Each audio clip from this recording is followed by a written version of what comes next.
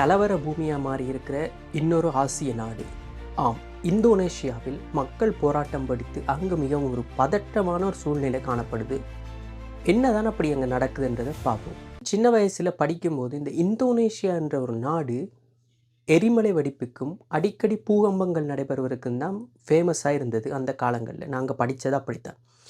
அதைவிட இந்தோனேஷியான்றது டூரிசத்துக்கும் ஒரு முக்கியமான ஒரு பிரதேசமாக இருந்தது. அதாவது உங்களுக்கு தெரியும், பாலி தீவு டூரிசம் ஆசிய நாடுகளில் பெரும்பாலான நாடுகள் அதை டூரிசத்தின் ஒரு மெயின் ஹாட்ஸ்பாட்டாக இருக்கிறது அந்த பாலி தீவு.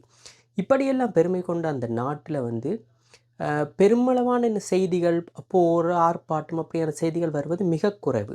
அப்படிப்பட்ட ஒரு நாட்டில் தான் இப்போது மக்கள் போராட்டம் வெடித்து அங்கு கடும் பதட்டமான ஒரு நிலைமை ஒன்று நடக்குது.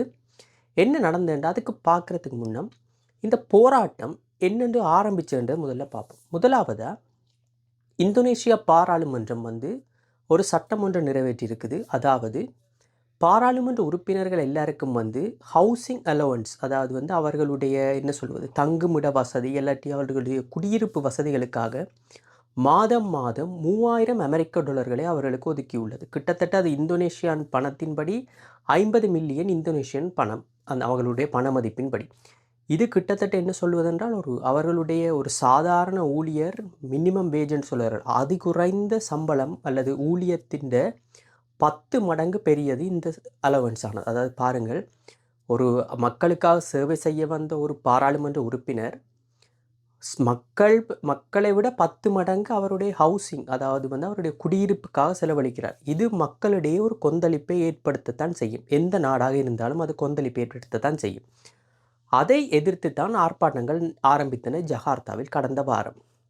அந்த ஆர்ப்பாட்டத்தின் போது ஒரு 21 வயது ஃபுட் டெலிவரி செய்கிற ஒரு நபர், அதாவது ஃபுட் டெலிவரி செய்கிறார் என்றால் நீங்கள் யோசிக்கலாம், அவர் என்ன சொல்வது, ஒரு பார்ட் டைமாகவோ செய்யலாம், அல்லது தன்னுடைய குடும்ப கஷ்டத்துக்காகத்தான் அப்படியான ஒரு தொழிலை செய்து குடும்பத்தை முன்னேற்ற வேண்டும், அன்றாட தேவைக்கு செய்ய வேண்டும், இல்லாட்டி அடிஷ்னலாக ஒரு இன்கம் வேணும் என்ற ஒரு நிலை.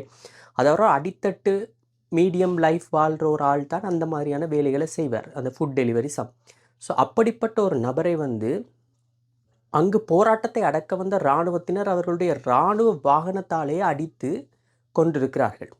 இதில் என்ன துக்கமான சம்பவம் அந்த 21 வயது நபர் போராட்டத்தில் பங்கு பெற வரவில்லை. அவர் தன்னுடைய தொழிலை செய்வதற்காக, ஃபுட் டெலிவரி செய்வதற்காக வந்தவரைத்தான் இந்த இராணுவம் இப்படி கொண்டிருக்கிறது. இது அங்கு மேலும் மக்களிடையே கோபத்தையும் பதற்றத்தையும் ஏற்படுத்தி போராட்டம் ஒரு வன்முறை ரேஞ்ச் அளவுக்கு வெடித்து அங்கு என்ன சொல்ல ஒரு பதட்டம் உக்கிர நிலையை அடைந்திருக்கிறது இந்த காலகட்டத்தில்.